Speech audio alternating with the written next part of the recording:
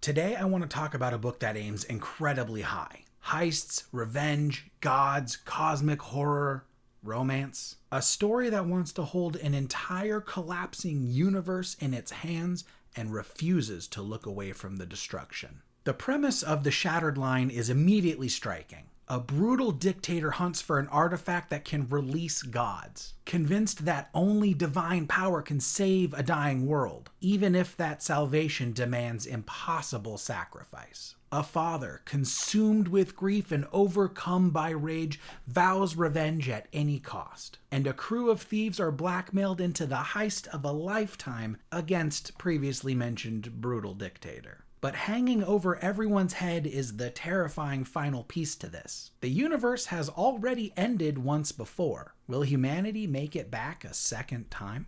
This book wears its influences proudly on its sleeves. The Lies of Locke Lamora looms large in the heist structure and the banter. Evan Winter's The Rage of Dragons permeates the obsession with vengeance. Military fantasy, apocalypse fantasy, cosmic horror, grimdark romance, that feels very weird to say. All coalesce through the vision and voice of an author who clearly loves these genres and wants to leave no stone unturned. In my reading experience, the sections with the heist crew were the standouts. Those characters felt the most alive for me, the dialogue was sharper, and I thought that plotline had the best momentum. Great tension and humor combined for a story that is engaging, and I think the author does a great job of handling tough group dynamics. Where my experience struggled a little bit is in the sheer scope of the story. Cosmic horror and apocalyptic elements have never been particularly high on my list, and I think their incorporation was ambitious, but generally threw off my groove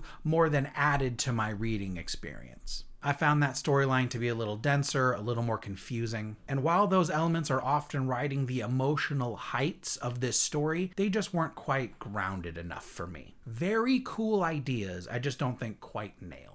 As I mentioned, this book is trying to be many things. And while I love that energy and ambition, I think it also means that the book doesn't always have the space necessary to fully excel at any one thing, or to push any of those plot lines to their fullest. I also found myself occasionally feeling like I was being told what was happening as opposed to being shown, and that left me with an experience that teetered more on being verbose than visceral. But what no one can deny is the heart put into this book. Sometimes we read a book that feels lazy or contrived, or a book that shows up in the fantasy section but is really dying to be more at home in the romance or erotica section.